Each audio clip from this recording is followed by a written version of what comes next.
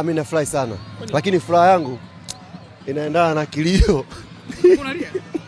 Sisi wa kufunga Azam.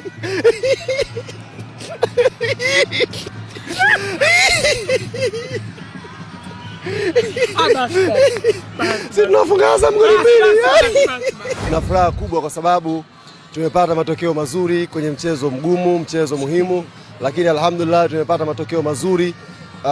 Prince Mpumelelo Dube akifunga goli kwenye uwanja ambao ameondoka, alikuwa na kipindi kibaya hapa, kafunga magoli. Na leo nataka niwape siri watazamaji, watu wamemzungumza sana alivyoanza msimu.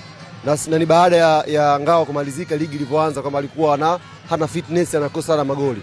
Lakini watu wanasahau Prince Dube ameondoka kwenye huu uwanja, ameondoka kwenye hii timu Disemba.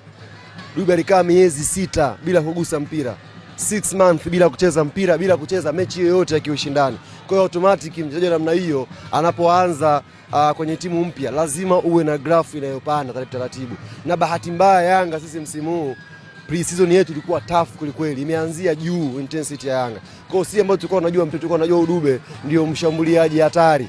Leo mjomba wetu Duke Abuya. Duke Oga Abuya.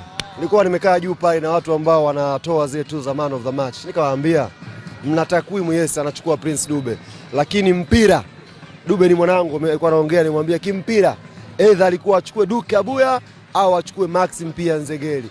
Watu wamefanya kazi kweli katikati ya kiwanja. Nimeongea na Pacome Zouzoua mwenyewe na msubiri daktari, lakini Pacome kaniambia nimeumia kidogo. Kwa sauti yako kwamba nimeumia kidogo, sio